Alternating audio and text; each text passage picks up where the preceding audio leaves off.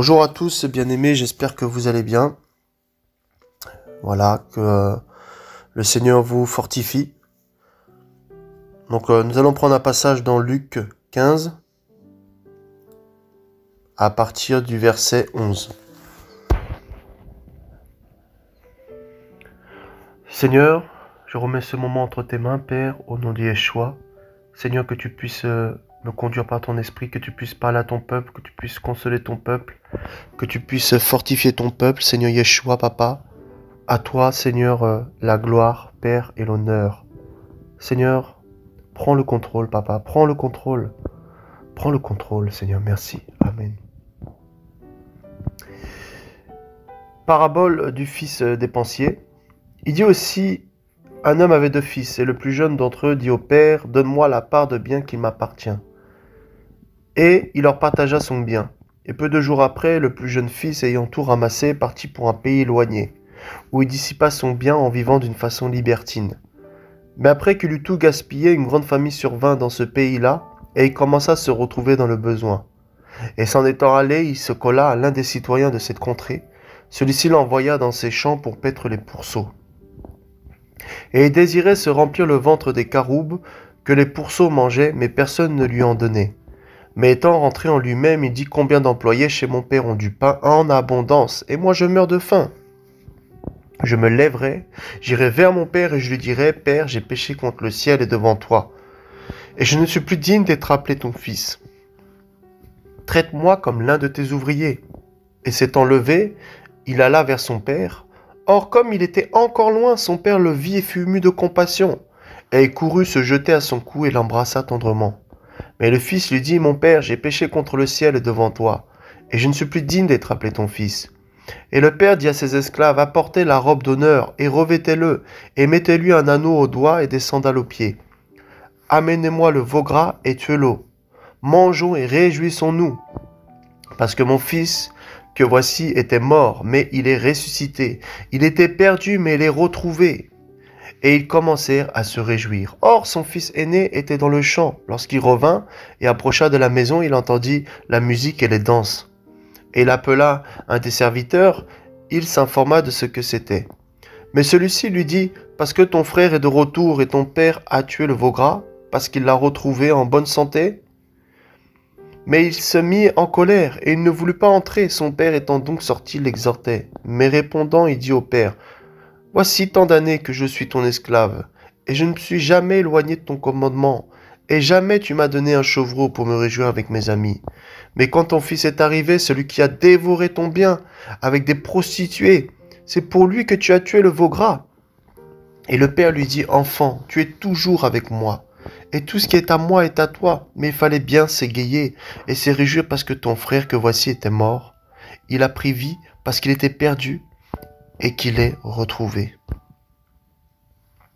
Bien-aimé, pourquoi j'ai pris ce passage-là? C'est pour encourager, toi peut-être qui t'es éloigné du Seigneur et qui désespère. Cette parabole vraiment est un espoir. On voit ce fils qui va s'éloigner en dissipant tous les biens de son père.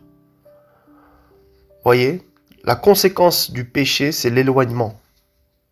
Et automatiquement, il va dissiper tous ses biens, tout ce que le Seigneur lui a donné.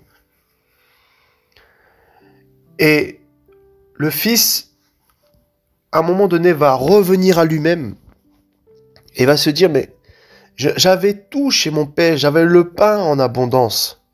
C'est-à-dire, il va se rappeler, il va revenir à lui-même. Quand on s'éloigne du Seigneur, un véritable enfant du Seigneur, à un moment donné, il se rend compte qu'il a tout dissipé. Il se rend compte qu'il s'est éloigné. Il ne peut pas rester tranquille où il est. Parce qu'il pense à la joie qu'il avait avec le Père, au bonheur, au pain, à la parole. Il pense à tout ça. Et il voit que là où il est dans les ténèbres. Qu'il est avec les porcs. Vous voyez, les porcs, c'est l'image de la saleté, du péché.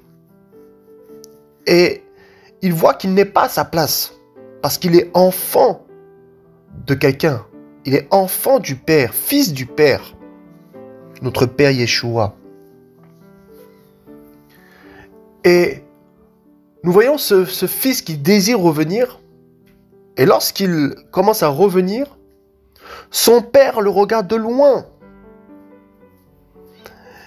Et le fils va dire, mais je ne suis plus digne d'être appelé ton fils. Traite-moi comme l'un de tes esclaves.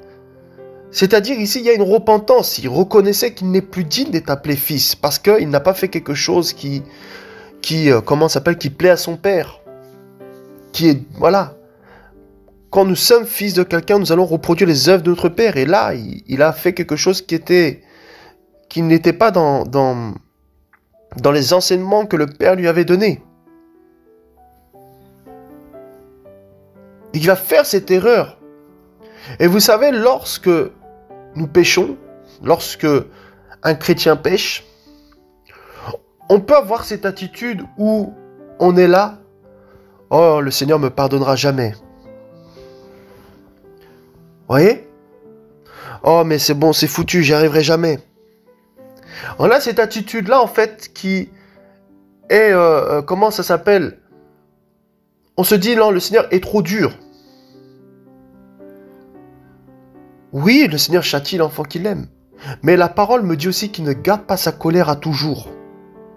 Et vous voyez, l'attitude de l'enfant prodigue, il n'est pas resté là où il était, mais il s'est dit, je vais quand même essayer de m'approcher du Père. Et son Père l'a vu de loin.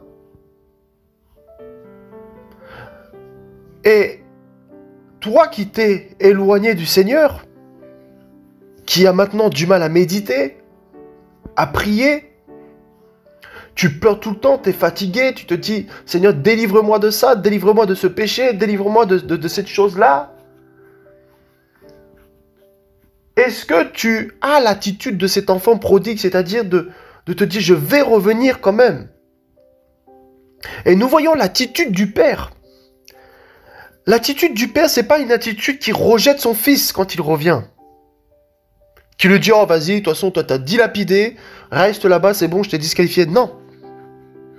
C'est pas cette attitude-là qu'il a. Il a cette attitude-là où en fait, il lui dit, non, mais en fait, tu peux revenir mon fils. Il le prend dans ses bras. Et il tue le veau gras, image du sacrifice.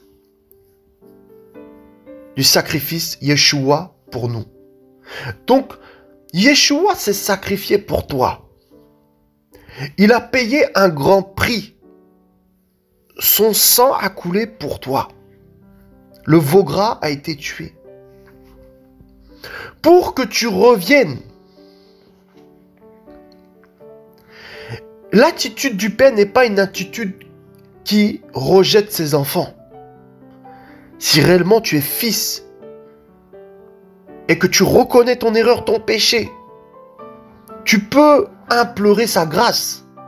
Il ne te rejettera pas. J'entends souvent des chrétiens qui disent non, c'est bon. Pourquoi le Seigneur m'aimerait? Parce que j'ai tant péché, j'ai tant péché. Des fois, pour être délivré, il faut avouer qu'on est faible. Il faut confesser aux frères et sœurs autour de vous. Confesser à ton mari, ta femme, ta faiblesse. Parce que beaucoup de chrétiens s'enferment dans le péché, dans les ténèbres, et ils laissent ça cacher. Et c'est après quelques années qu'on découvre. On se dit, ah, mais lui, en fait, il avait un problème avec ça. Ah, il avait un problème avec ça, avec ça. Voilà. Et on est étonné. Au lieu de confesser. C'est ça aussi aller vers le Père, la repentance. C'est de confesser afin d'être délivré. Et toi qui m'écoutes, je pense que ce message est pour toi. Peut-être tu te dis, je n'y arriverai jamais. Je suis fatigué, je suis épuisé. De toute façon, le Seigneur ne peut pas m'aimer. Non, le Seigneur aime tout le monde. Même les païens, il les aime. Mais il n'agrée pas tout le monde. Il agrée simplement ceux qui l'ont choisi. Qu'il a choisi. Et que aussi, nous aussi nous l'avons choisi dans le sens où il nous a choisis, il nous a appelés, mais nous avons accepté son appel. Vous comprenez? Mais bien sûr, c'est lui qui nous a choisis. Donc peut-être tu te dis, non, je ne peux pas aller vers mon père. Mon père va me rejeter. Ça, c'est Satan qui t'accuse. Satan vient et dit, regarde ce que t'as fait, regarde ce que t'as fait, regarde, de toute façon ton père, machin, il va plus jamais t'aimer, regarde, c'est pour ça que tu sens plus sa présence, parce qu'il est parti. Non, non, il n'est pas parti. Le père n'est pas parti, c'est toi qui es parti, dans un pays éloigné. Quand tu as péché, tu t'es éloigné. Tu t'es éloigné de la présence du Seigneur. Éloigné voilà. Et tu vois bien que tu es malheureux. Tu vois bien que tu es triste. Tu vois bien qu'il te manque quelque chose. Mais il y a cet orgueil en toi qui, en fait, fait en sorte que tu ne veux pas t'avouer que tu es faible. La croix doit venir briser ton orgueil. Te montrer, en fait, à quel point tu es faible. Et tant que tu voudras en fait faire les choses de tes propres forces, eh ben tu vas tourner en rond, tu vas être dans cette montagne russe. Et jamais tu seras délivré. Voyez? Jamais tu seras délivré. Tu peux aller d'église en église, de bâtiment en bâtiment, de pasteur en pasteur, chercher l'imposition des mains. Jamais tu ne seras délivré parce que tu t'appuies sur l'homme. Mais lorsque tu commenceras à aller vers le Seigneur reconnaissant tes faiblesses, lui demander de l'aide, reconnaître tes erreurs et ne plus te tromper par des faux raisonnements en toi-même, alors le Seigneur te considérera comme l'enfant prodigue et il commencera à te voir venir vers lui et il courra vers toi. Et les gens autour de toi seront étonnés. Comme le frère de ce frère-là était étonné de l'enfant prodigue. Il était étonné, il dit, mais moi j'ai toujours été auprès de toi. Et tu n'as jamais tué le veau gras. Vous voyez, il était étonné que l'enfant prodigue avait les honneurs. Mais parce que le Père se réjouit. Lorsqu'une âme prend conscience de son péché. Lorsqu'une âme prend conscience de son état de perdition. Et qu'elle revient au Père. Alléluia, le Seigneur se réjouit. Il se réjouit parce que cette âme comprend qu'elle était perdue. Oui, quand toi tu prends conscience que tu t'es éloigné, il se réjouit. Quand tu prends conscience que tu es allé trop loin, il se réjouit. Mais parfois, il faut être brisé. Notre caractère brisé. Et ça fait mal. Il faut qu'on soit au pied du mur pour qu'on réalise que là, on ne peut plus rien. Donc, la Bible dit ce qui mène séparation entre nous et Elohim, c'est le péché. Mais c'est nous qui nous séparons de lui. C'est nous qui nous éloignons, qui nous mettons dans un pays éloigné. C'est pas lui. Lui nous attend, il est toujours au même endroit, au ciel. Mais lorsque nous sommes en position d'obéissance, dans la sainteté, nous sommes assis dans les lieux célestes en Christ, avec le Seigneur. Mais lorsque nous péchons, nous perdons cette position. Et nous nous retrouvons dans ce pays éloigné. Et dans ce pays éloigné, tu n'entends pas la voix du Père. Dans ce pays éloigné, tu n'as pas de direction pour ta vie. Tu ne sais pas où tu vas. Parce que tu es trop loin. Il faut avoir une certaine proximité avec le Père pour comprendre la direction de ta vie, les projets de ta vie, ce que tu dois faire dans ta vie, où tu dois aller. Quelle œuvre le Seigneur a pour toi?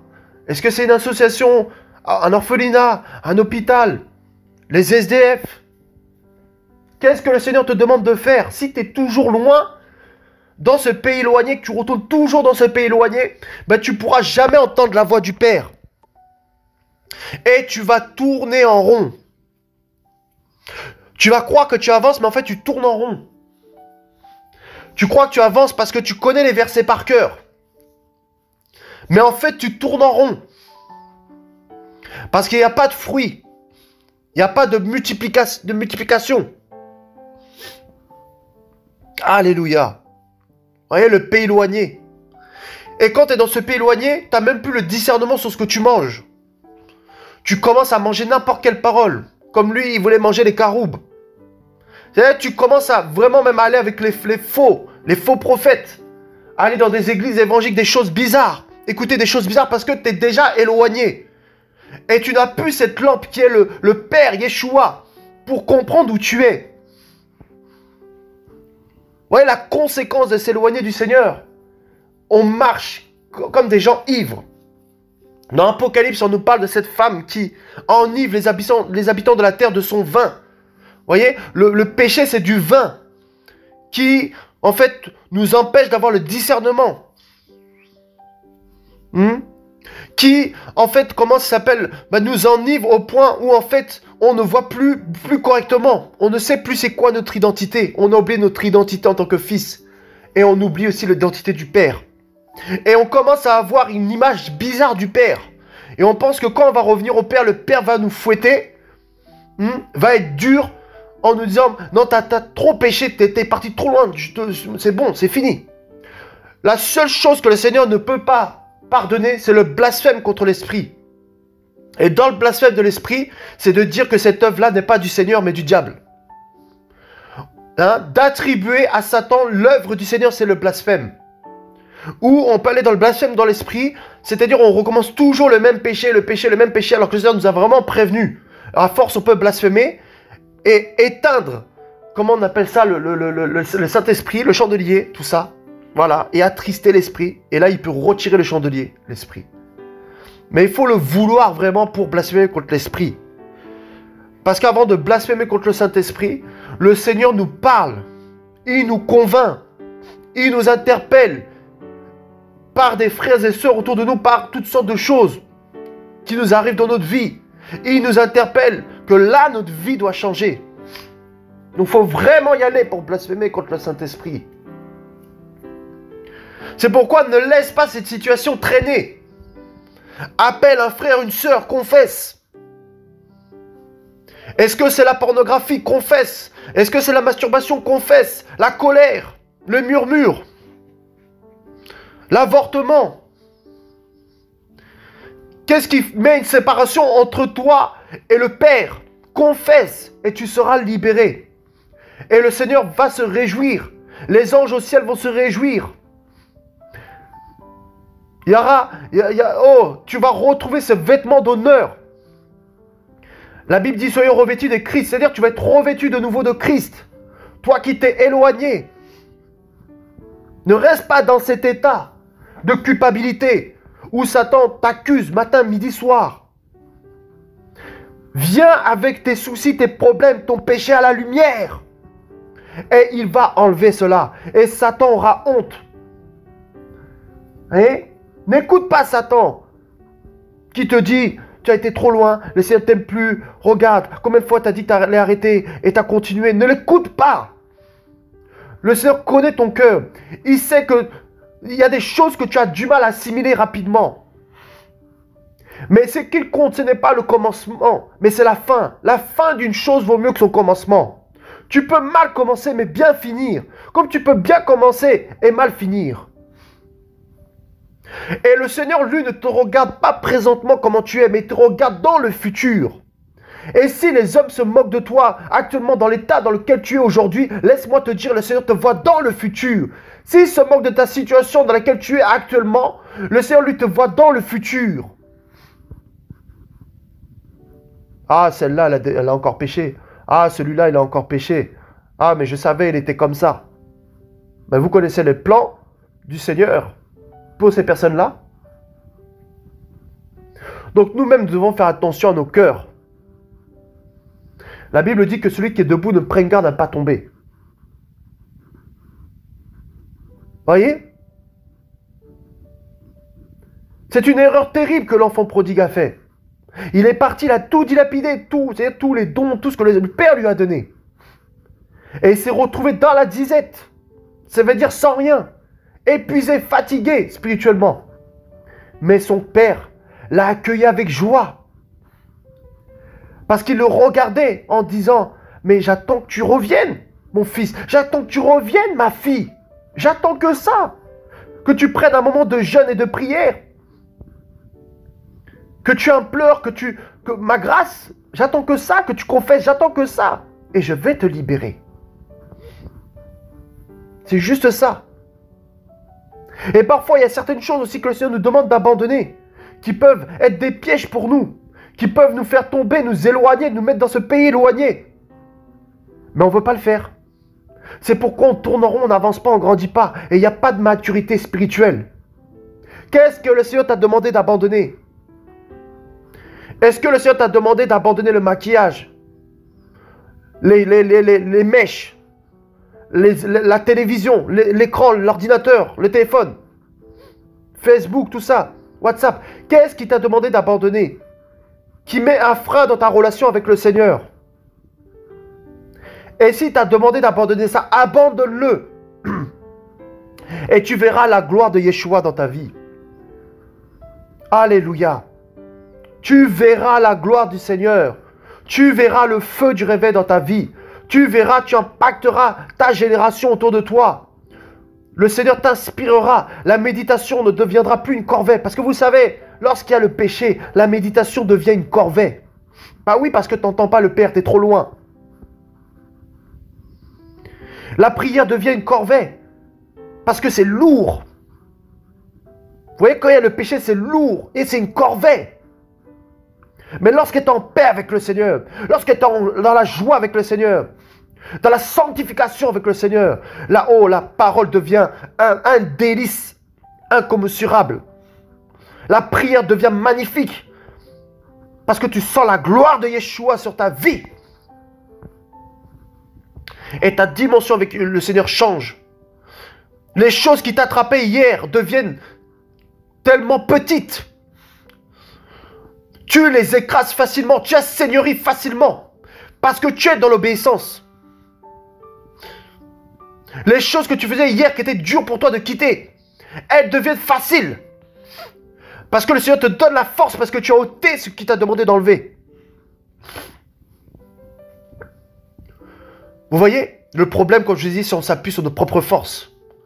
On va à l'assemblée, on écoute un enseignement. Voyez? Et on dit aux hommes, ben, s'il vous plaît, priez pour moi, s'il vous plaît. Priez pour moi. Tout le temps, priez pour moi. Pasteur, prie pour moi. Pasteur, prie pour moi. Tu vas voir les prophètes au Congo, en Côte d'Ivoire. Tu as ton prophète au téléphone qui l'appelle pour la délivrance. En plus, des fois, il te demande de l'argent pour la délivrance. Non, c'est pas ça la délivrance. La délivrance vient par la méditation quotidienne, par la prière quotidienne, par l'obéissance quotidienne au Seigneur. Pas les montagnes russes. Pourquoi? Parce que la Bible dit que quand... On va prendre ce passage-là, mes amis. Hein?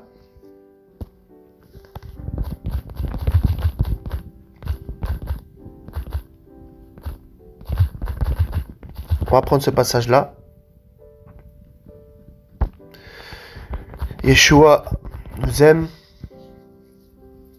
Luc 11, 25. Voilà. Luc 11, 25. Alors, qu'est-ce que la parole nous dit? À partir du verset 24 plutôt. Lorsque l'esprit impur est sorti de l'être humain, il passe par des lieux sans eau, cherchant du repos, n'en trouvant pas. Il dit, je retournerai dans ma maison d'où je suis sorti. Et quand il arrive, il la trouve balayée et ornée. Et il s'en va et prend avec lui 7 autres esprits plus méchants que lui, et il y entre. Et s'y établissent de sorte que la dernière condition de cet homme est pire que la première. Voyez? C'est pire. C'est-à-dire que, une fois que tu es revenu comme ça, comme l'enfant prodigue, il ne faut pas encore faire l'enfant prodigue. Il ne faut pas encore s'éloigner du pays. Parce que ta condition va être pire. Et vous voyez pourquoi lorsqu'on est délivré, eh ben, nous sentons plus de pression spirituelle. Des démons encore pires, des oppressions dans les pensées encore pires. Pourquoi? Parce que les démons veulent reprendre cette maison-là. Cette maison-là, c'est le temple, c'est notre corps. Parce que nous sommes le temple du Saint-Esprit. Donc il va dans ces milieux-là, hein, aride, et il va chercher des démons pires, plus forts, plus méchants, pour te mettre encore plus la pression spirituelle, pour en fait que tu échoues dans la mission que le Seigneur t'a donnée, pour te faire tomber. Vous voyez? Donc voilà pourquoi vous voyez des chrétiens qui n'arrivent pas à sortir du péché. Vous voyez? Ils n'arrivent pas. Pourquoi? Ben parce qu'à chaque fois qu'ils tombent, ils appellent d'autres démons. Donc il y avait 7 démons. Ils tombent. En fait, les démons sont chassés. Ils retombent. Hop, encore 8 démons de plus, etc. Et après, là, c'est des légions. Et les gens sont possédés. Il y en a certains qui trompent leur mari, leur femme. Ils font des choses terribles. Mais pourquoi? Mais c'est parce qu'il y a eu ce jeu-là, cette montagne russe à chaque fois. Vous voyez? Donc le péché, c'est dangereux. C'est quelque chose de très dangereux, mes amis. Vous voyez? Donc, quand tu es délivré de quelque chose, assure-toi de garder cette délivrance par une méditation quotidienne de la parole et la prière quotidienne. Parce que si tu retombes, les démons vont revenir plus forts. Et là, la délivrance sera plus dure encore. Et si encore le Seigneur te délivre et tu retombes encore, ça sera encore plus fort et encore. Vous voyez? Le péché et ses conséquences. C'est un poison terrible. Le péché nous empêche d'avoir le discernement. Le péché nous empêche en fait, de voir clairement. Parce qu'on nous dit quand le cœur se convertit, le voile est ôté. Et quand on nous parle de conversion, on nous parle de changement de direction. Parce que le péché, c'est manquer le but. Le péché, c'est tu vas au contraire de la direction du Seigneur. Lorsque tu es dans la sanctification avec le Yeshua, tu es en sécurité. Il te donne le discernement sur tout. Tu es dans son enclos. Et le but de Satan, c'est que toi, tu dépasses l'enclos, c'est-à-dire les lois que le Seigneur t'a données. De respecter. Pour justement être atteignable. Parce que nous avons été envoyés au milieu des loups. La terre, c'est les loups. Il y a les loups partout. Et il nous dit d'être prudents. De veiller et prier. Non seulement parce que nous ne savons pas l'attaque que nous allons avoir la journée, mais aussi parce que nous ne savons pas le retour du Seigneur. Vous voyez? L'enfant a pu revenir vers son père. Il n'était pas encore tout à fait perdu. Et n'est-ce pas que le Seigneur a dit qu'il laisse les 99 brebis pour venir chercher celle qui est perdue? Donc toi qui t'es éloigné, ne désespère pas. Et si le Seigneur te délivre, ne repars pas dans le vomi. Parce que ta condition sera pire. C'est pour ça que le Seigneur a dit à cette femme adultère, il a dit va et ne pêche plus. Mais quand on regarde aujourd'hui les chrétiens d'aujourd'hui, beaucoup sont des chrétiens yo-yo. Et il dira dans Apocalypse que celui qui est tiède, je le vomirai de ma propre bouche. Que le Seigneur, frères, sœurs, ne nous trouve pas tièdes lors de son retour, mais qu'il nous trouve bouillants pour le royaume, en feu pour le royaume, remplis du Saint-Esprit, de sainteté. Alléluia, au nom de Yeshua, sois encouragé, retourne vers le Père, crie au Père, comme jamais tu l'as fait, prosterne-toi, parle-lui, n'aie pas peur, viens devant le trône de sa grâce, il ne te rejettera pas, non, parce qu'il t'aime, et il désire une seule chose, c'est que tu reviennes vers lui, parce qu'il a tellement de choses à te donner, tellement de choses à te faire découvrir. Il y a des gens aussi de ta famille qui veut sauver. Il y a des gens autour de toi qui veut sauver. Il a tellement de trésors à te montrer. Tellement de choses. Il a des projets de paix et non de malheur pour toi. Il veut te guérir, te sauver, te consoler. Parce que peut-être tu as subi des rejets. Et donc à cause que tu as subi des rejets, parfois tu rejettes le Seigneur. Mais le Seigneur veut te guérir complètement. Te mettre un pansement sur ton cœur. Là où tu as mal. Et il te connaît. Il te dit, ma fille, je te connais. Je connais tes souffrances, tes pleurs. Quand tu pleures dans le secret. Parce que tu dis, je suis seul, je suis dans la solitude. Mais il te dit, je suis avec toi. Mais c'est parce que tu ne me vois pas, parce que tu t'es éloigné. Mais si tu t'approches suffisamment, tu verras, tu sentiras ma présence, Tu verras que je suis là, que tu n'es pas seul. La solitude n'existe pas pour un enfant du Seigneur. Oui, toi, mon fils, qui t'es éloigné, tu te dis pourquoi j'ai cette pression spirituelle, pourquoi j'arrive plus à prier, j'arrive plus à méditer. Je te connais. Je sais ce que tu vis. Je sais ce que tu traverses.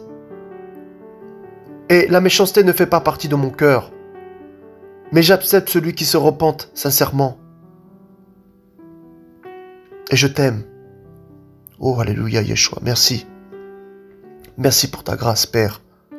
Oh, sois consolé où tu es, sois consolé, sois rassuré. Que le Seigneur te console, te rassure, te fortifie, se révèle à toi, rallume ce feu en toi, ce feu qui était éteint. Tu méditais beaucoup, tu priais beaucoup. Tu étais cette femme de prière, cette femme de feu. Et à cause des soucis autour de toi, les soucis de ce monde, et les gens qui t'ont déçu autour de toi, tu as ralenti. Tu n'as plus cette consécration. Tu retournes dans les choses que tu as vomies. Tu es oppressé, fatigué.